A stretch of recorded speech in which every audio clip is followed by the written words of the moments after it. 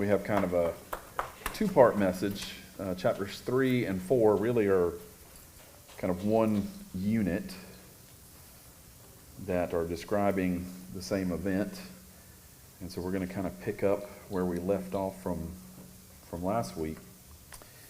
But before I do, kind of an instinctive thing for people is to create memorials.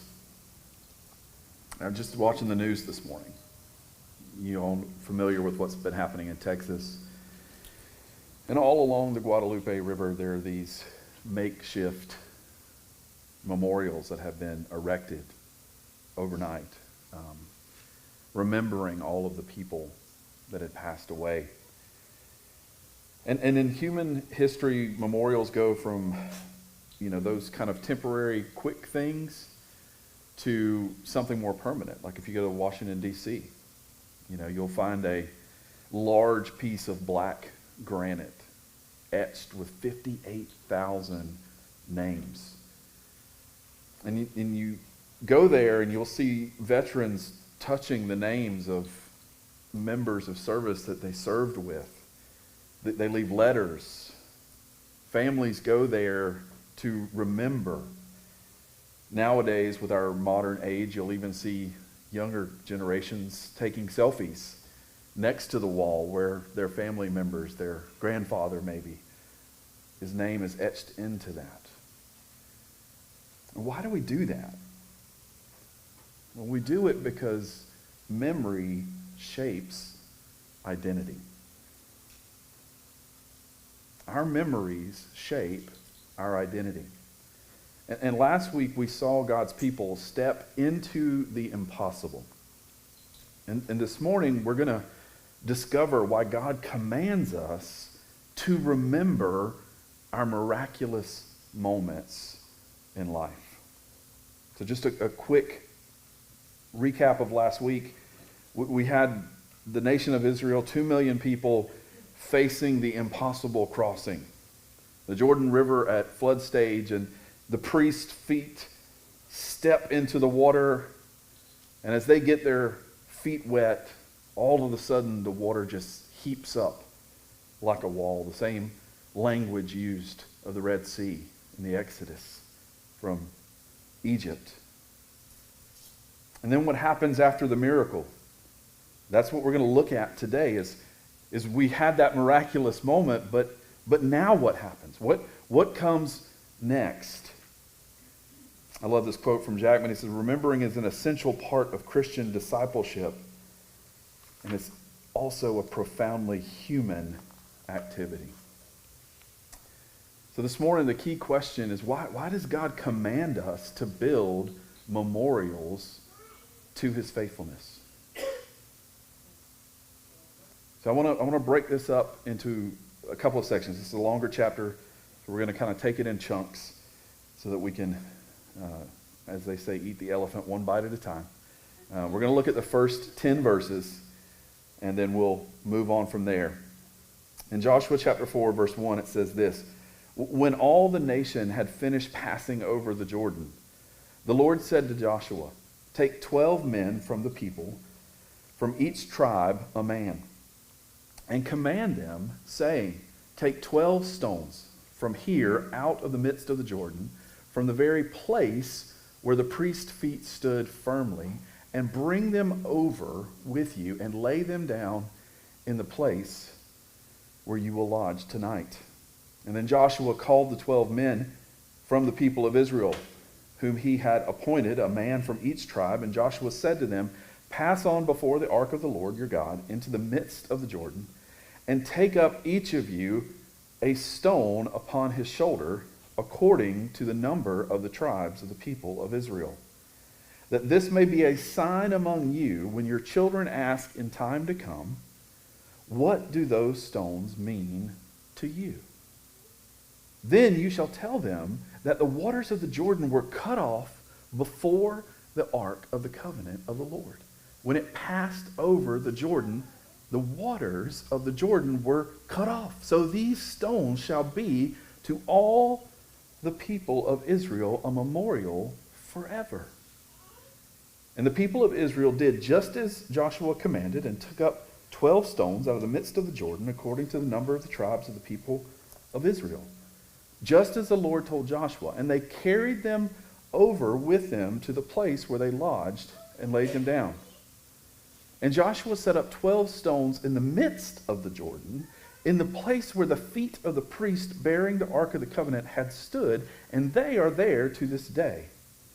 For the priest bearing the ark stood in the midst of the Jordan until everything had finished that the Lord commanded Joshua to tell the people, according to all that Moses had commanded Joshua. The people passed over in haste. So we have instructions here. We have divine instructions from God to the people of Israel, to Joshua, but then to the people of Israel, for setting up a remembrance, a place, a memorial, if you will, of what God had done. And we see that in verse 3. There's this divine instructions. This isn't Joshua going, guys, this was really cool. Did you see what God did? Hey, you know what we should do? We should grab these rocks and we should do that. No, this is coming from God. God is commanding the people of Israel to do this. And notice how he does it. 12 men, 12 stones. One from each of the tribe. Not the 12 most popular people, right? But one from each tribe. Why? So that each tribe is playing a part in what God is doing. God works a lot differently than we work. Right? We would think, okay, get the 12 strongest guys who can get the biggest rocks. And God's like, no, this is a team effort. This is about unity as a nation. As you're crossing over into this land, I want a representative from each tribe to be a part of this. And they were taken from where? Again, notice the specifics here. Where the priest stood. The center point of the miracle is the Ark of the Covenant, which is the what in the Old Testament? The presence of God. Right? That's where they needed to go. God is not just saying, hey, just grab 12 rocks. No, he's focusing their attention on what has happened because he doesn't want them to forget. These aren't just random rocks, but stones from the miracle's epicenter. And that's important for you and I this morning because God wants us to remember specifically the miracles in our life, not just generally. So many times I think we will just say things like, oh, God was so good to me this week. And listen, nothing wrong with that. How was he good to you this week? The more you rehearse those specifics, the more you're reminded of those miraculous ways in which he delivered you this week. And the person hearing you doesn't just think, oh, this is just a common thing that Southern people say. Oh, God's so good to me. Yeah. No, God was good to me because he did X, Y, Z. He did these specific things this week. And we see this in the way he's telling the people to pick these specific stones from these specific places and build the memorial. The second thing I think we see here is the weight of the memory.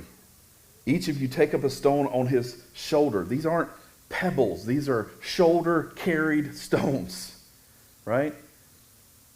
One commentator noted the 12 stones were meant to provide occasions for teaching, for impressing upon the next generation Yahweh's mighty act at the Jordan.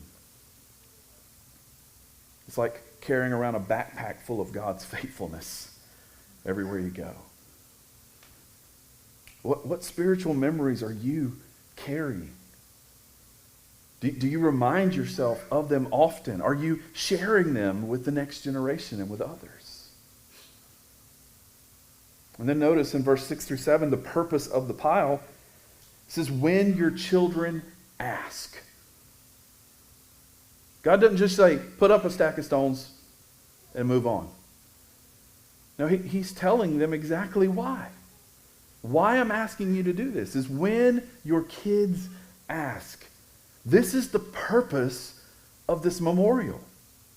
It's the next generation. It is for this generation, but it is also for the next generation and the generations to come. And if you're one of those Bible nerds like me, there's like kind of a chiastic structure here that centers everything around the ark and the cutting off of the water in this chapter. Because God is wanting to funnel our attention and future generations' attention to his miraculous delivery of his people.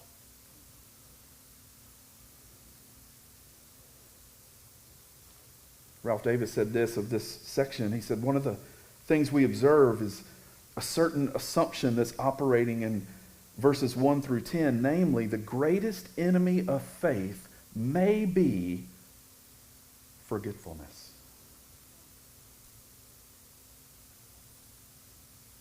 If you're here this morning and you're struggling with faith, perhaps the reason is you have forgotten all of the ways that God has delivered you up until this point. And God knowing that about you and God caring about you is telling you, erect memorials, specific memorials. Why? So that you might have faith for what's to come tomorrow by remembering how he's delivered you in the past. This is especially true in marriage. The real threat that may not be infidelity, but it's simply a slow process of forgetting, a gradual failure to remember the preciousness of the other person. Most people don't wake up and say, I'm going to have an affair today. It's a slow, gradual process of forgetting the person that you stood before God and made vows to. And I often tell young couples when they are getting married and I get the benefit of performing the ceremony, remember these vows that you are making today. Let them be like a memorial to you. Because there's going to be a time in the future when you don't want to honor them.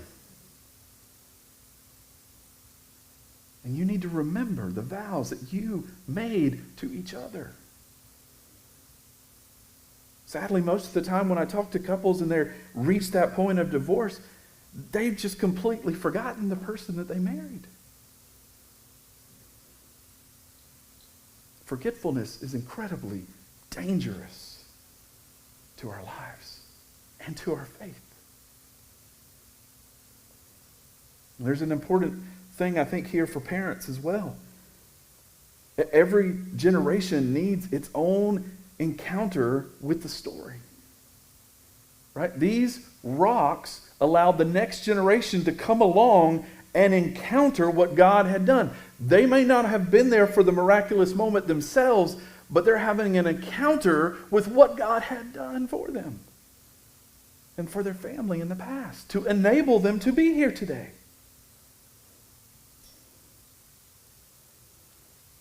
And that's important because as you look at studies, they show that faith rarely survives past the third generation without intentional transmission. And unfortunately, I don't know where it came from other than Satan, but there's this idea of like, well, I'm just going to let my kid decide what they want to be. No! That is the stupidest thing you can do. No offense.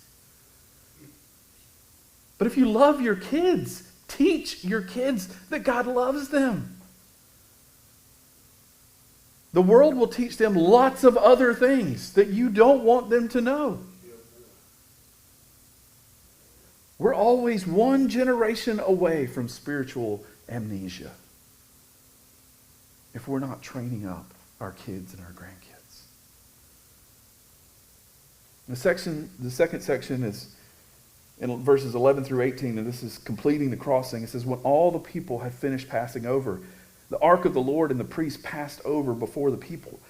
The sons of Reuben and the sons of Gad and the half-tribe of Manasseh passed over, armed, before the people of Israel, as Moses had told them.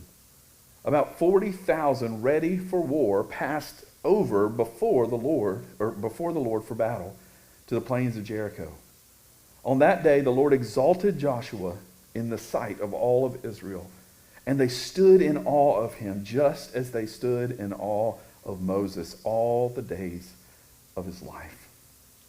And the Lord said to Joshua, command the priest bearing the ark of the testimony to come up out of the Jordan. So Joshua commanded the priest to come out of the Jordan. And when the priest bearing the ark of the covenant of the Lord came up from the midst of the Jordans, and the soles of the priest's feet were lifted up on dry ground, the waters of the Jordan returned to their place and overflowed all its banks as before. Notice in verses 12 through 13, they are armed for what is next. We have 40,000 armed people prepared for battle, crossing over first. The key takeaway there, miracles don't eliminate battles. So many times, God performs a miracle, and our human brains are like, whew, okay, well, we can sit back now. That's not what happened. They prepare us for the battles. God's miraculous events in our life prepare us for the challenges that then come after the battle. I like something James Boyce said about this section. It's more important that God have our hearts and minds than our swords. He wanted the people to see that he was the one providing the miraculous entry into the enemy territory. But again, he's not foolishly saying, go over and not be prepared. Because our breakthroughs, whenever God delivers us and gets us to a new place, that's often new battlegrounds that we now are called to fight. I think about the house we're working on for the girls, and we got the house, and that was just a miracle. And if you weren't here a couple Sundays ago, I'll tell you about it some other time in detail. But just God miraculously gave us something. But that prepared me for then the battles that had to come after that. And there were lots of them. There were electrical issues with the house. And part of me was like, I wanted to freak out and go, how are we going to do this? And then God provides again an electrician to completely rewire the house. Right? So God's miracles often get us to a place of now we have new battles to fight. We have new things that we have to deal with. Yesterday's miracles become today's strengths for tomorrow's challenges. Notice also in verse 14 how a promise from chapter 3, verse 7 is now fulfilled. Joshua is exalted amongst the people. The people revered Joshua now just as they had revered Moses. So this miraculous crossing, and this is the way God works, it's not just about getting people from one side of the river to the other. That's a part of it. But it's also to show the people, this is your leader. The one telling the priest to step into the water with the ark. He's the one you're following.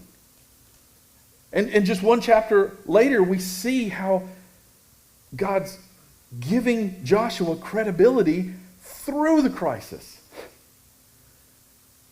So many leaders, I counsel a lot of different pastors, and they're like, I'm in the midst of this crisis, and I'm thinking, this may be the opportunity God is giving you to prove to your people that you are their leader. Don't complain about it. Stand up. Ask God for help so that he might validate you through this process as the person that he has called to lead this particular flock as the under shepherd to the ultimate shepherd. And then in verse 18 we notice how the waters return. As soon as the priest's feet hit the western bank, the waters rushed back.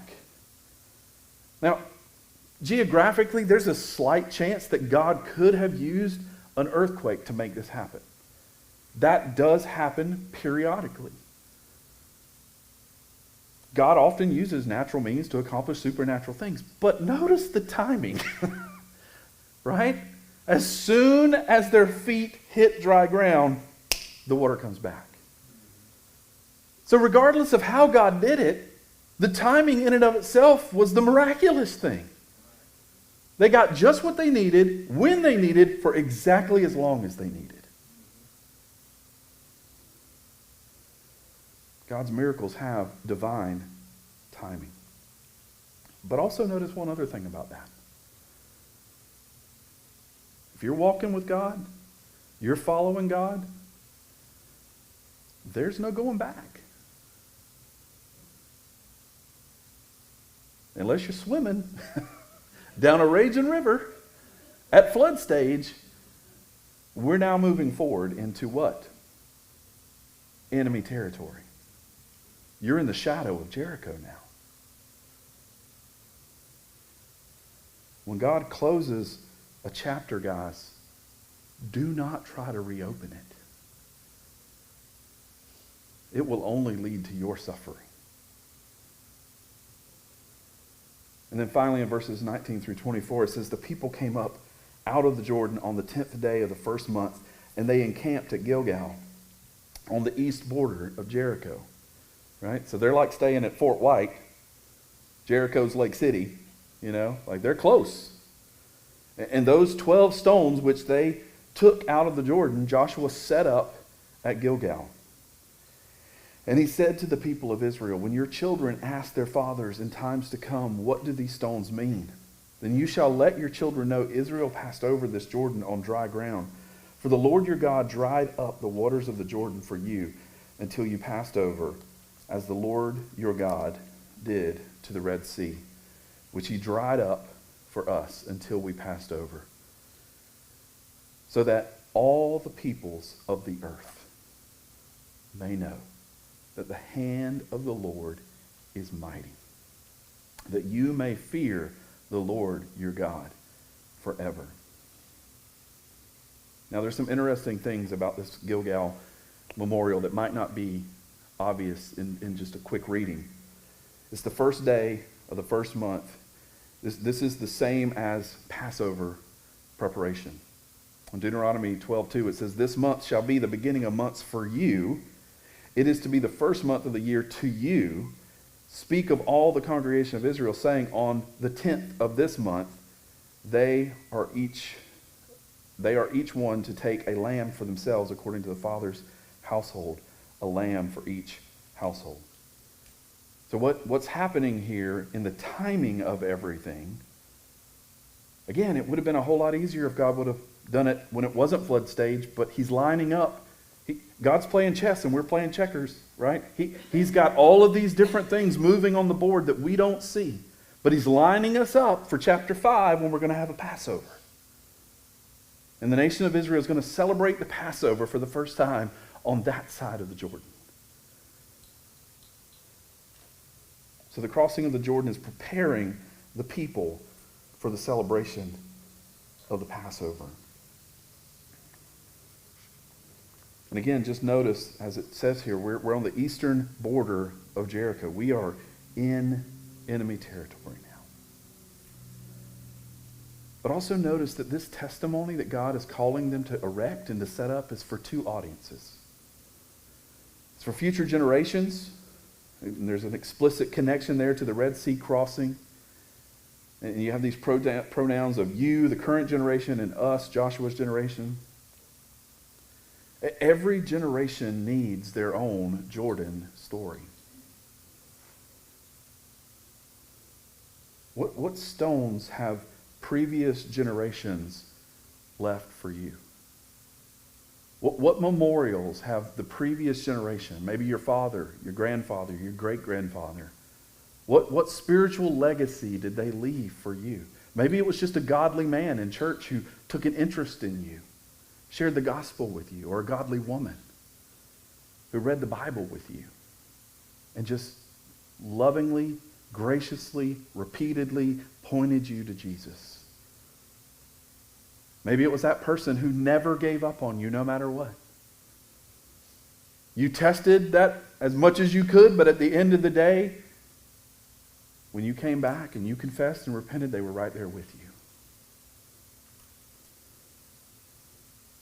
Second, what stones are you leaving for the next generation? Who are you investing in? Parents, first and foremost, that's your kids. That's your primary responsibility. But beyond that, who are you investing in? Who are you discipling? Some of your kids' friends have no godly examples in their life. And maybe when they come over to your house, that's the one time they get to see a Christian family in action. Maybe there's people that you work with that you can invest in. If you're an older man or woman here this morning, we have a generation who don't have fathers and mothers, or if they do have them, they don't talk to them. They need godly examples to invest in them. This is why discipleship is so important, guys. It's not just something your pastor does or your small group leader does. It's something that each and every one of you is responsible to be doing for someone else. So it's for future generations, but second, it's for all peoples, verse 24 says. So that all peoples of the earth might know. This memorial that is being set up is so that the entire world, this is reminding us of the promise to Abraham, right? It's not just about you. The blessing isn't just about you and your family and the nation that I'm building. It's ultimately about everyone. It's ultimately about the entire world. Every tribe, every tongue is to be blessed. It's not just for your future generations. It's for the world. Our memorials aren't just for us. They are evangelistic in nature. Francis Schaeffer said these stones were to tell the other nations around about this, that this God is different. He really exists. He is a living God. A God of real power who is immanent in the world. And guys, that's the role of our testimonies about God to others. Think about what God has said about each and every one of you. If you are a Christian this morning, you are also a stone. He is building a temple. Jesus is the cornerstone.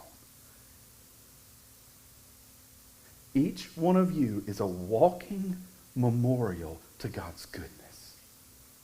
And when you share that, when you tell your story of how God has miraculously shown up in your life, how He has miraculously forgiven you of your unforgivable sin, you are a testimony to the generations, to the entire world.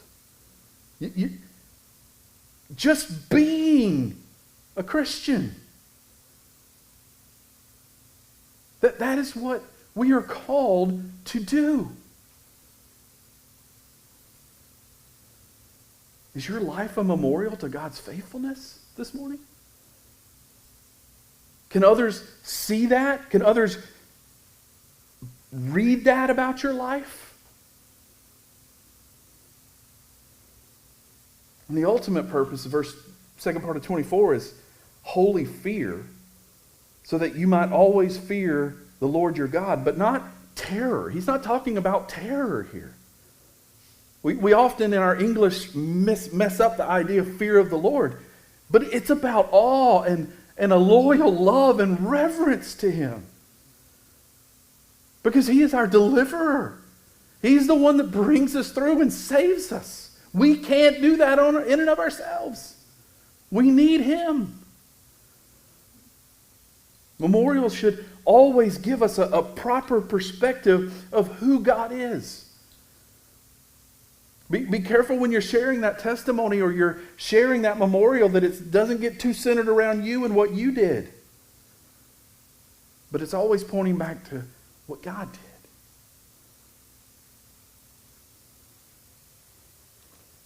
This morning, I think we can glean from this passage that there's a biblical pattern of remembrance that we need to be building into our lives. And as Christians, we see that in a couple of ways, and we'll talk about this more next week, but one of those ways is Passover. We see this repeated over and over. Even in the Rahab story, there's a Passover that happens in her house, but they're going to be celebrating Passover in the next chapter, and we'll talk about that more. Baptism. Baptism is one of those remembrances for us as Christians. It's a memorial of death and resurrection. We once were dead in our trespasses and sin, but we are raised in newness of life. It's the first step of obedience for a Christian following God. It's that we follow him in baptism. And then one that we're going to practice this morning is the Lord's Supper. This is an act of remembrance. And it's funny. I grew up in a Baptist church, and we did it like maybe once a quarter, and sometimes, whoever was in charge forgot, and we didn't even do it but like once a year or twice a year. Guys, we're called to do it as often as we can. And that's one of the reasons our rhythm is to do it every other week. We don't want it to become so rote that we just dismiss it, but at the same time, we want it to be as often as we can so that we can remember what God has done for us. Some other practical ways this morning that you can build memorials. And I'm going to be honest with you. I'm horrible at this first one. Journaling. Journaling. Amber is way better at this than I am. She has just stacks of journals where she just wrote about how bad Dale was and how God delivered her from Dale. My daughter's going to love reading that in the future. But like for me, I'll be honest with you. I do journal, but I noticed a pattern. It's always when things are bad. But even in that, I now go back and read those and I laugh. Because I'm thinking, they're so much worse now. And God got me through that. He'll get me through this. So even in my poor journaling skills, God is still using that memorial to help me. Create physical reminders, photos, objects. Johnny has a great story about how they have this jar and they just put rocks in it every time God does something so that their kids can see it up on the counter. It's a visible reminder of all the times that God has delivered them. And when times get tough, you can take that jar down and you can start reading and go, remember this? Oh, I forgot about that. Again, forgetfulness is the biggest threat to faith. We forget how God has provided for us, and it challenges our faith when we do.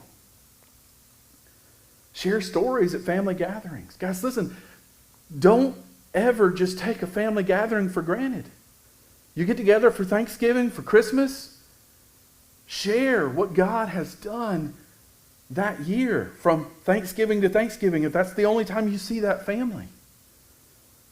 And give them opportunities to share as well. But also celebrate spiritual anniversaries. Celebrate the times when God saved you or delivered you. Establish traditions that tell the story to your kids. And I just want to remind you of the danger of forgetfulness. Notice Israel's pattern all throughout the Old Testament. Those of you who've been reading straight through the Bible, this should stick out to you like a neon flashing sign. Israel loves God. Israel forgets God. Israel falls into idolatry. Rinse and repeat. Over and over and over and over. That's the point of the Old Testament. It's one of the big points of the Old Testament, is to get you to see when you forget God, You fall into idolatry. Does that remind you of your personal pattern? You forget God's faithfulness and you fall into fear and lack of faith?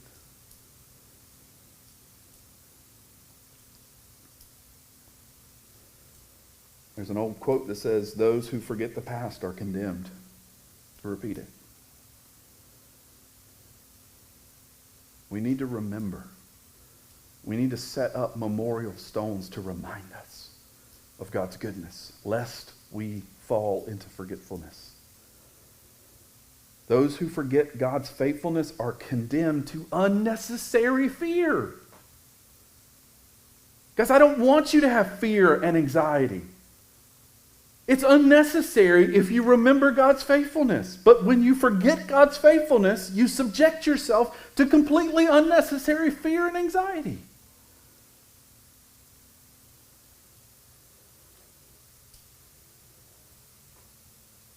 In chapter 3, God makes the impossible possible. In chapter 4, God commands us to remember so that we will trust him for the next impossible thing. Notice the cycle. Miracle, memorial, faith for more miracles.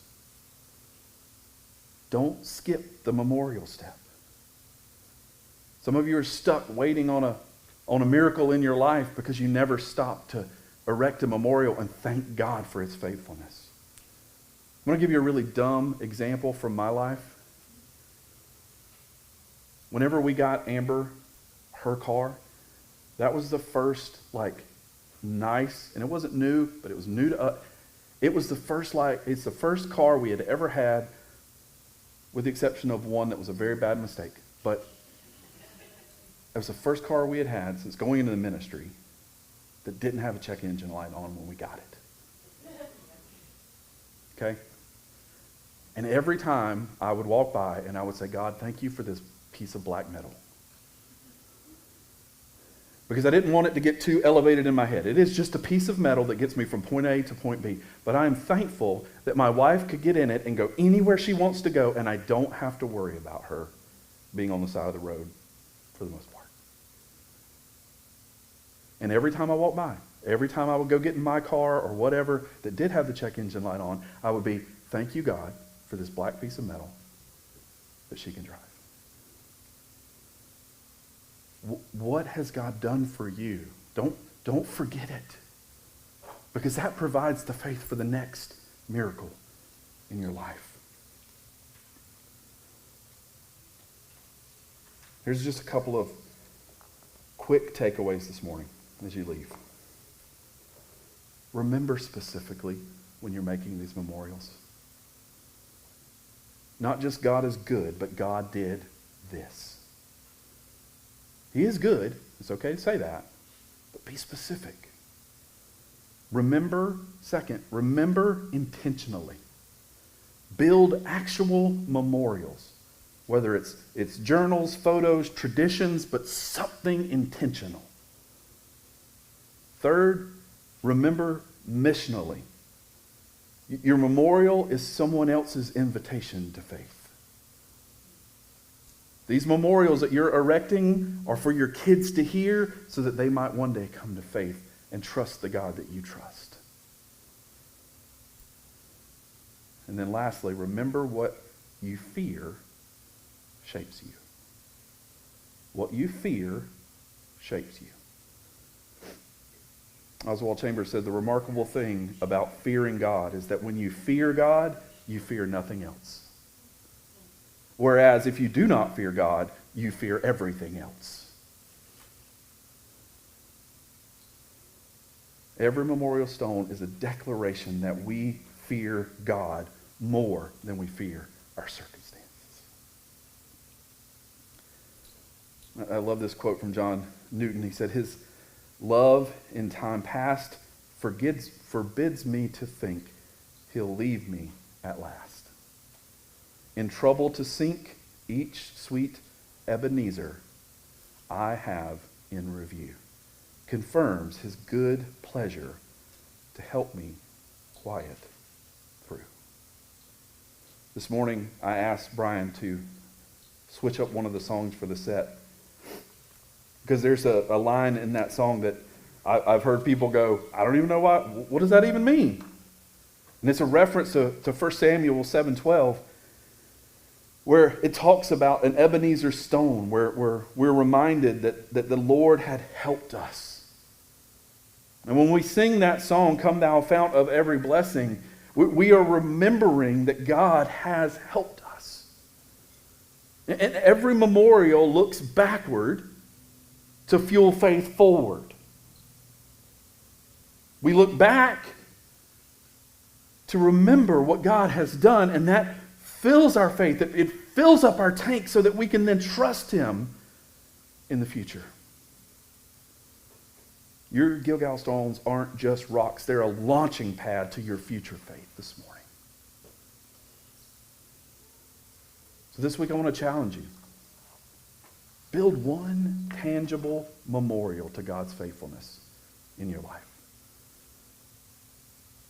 And I would love for you, it would make your pastor's heart so happy if you would take a picture and send it to me, or describe the new tradition that you're going to create in your family and send it. That would bring me so much joy this week. Share one Jordan story with someone who needs hope this week. Just one person.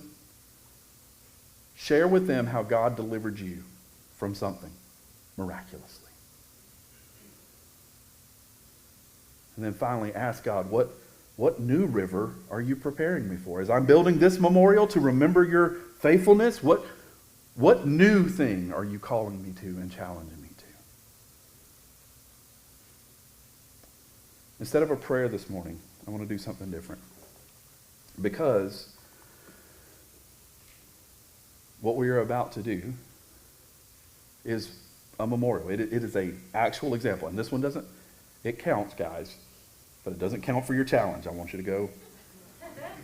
Don't be like, oh, I took communion, Dale. No. But I found this song this week, and Ann and Maddox are going to help me pray, and our technology will work with us here this morning. But for a split second, I thought about leading you in it, and then I thought, most of you don't know it, and then it will just be me singing, and that will go badly. So we're just going to, I want you to listen to it this morning, listen to the words. And think about what we're about to do. And then as it finishes, come up and partake in communion with us this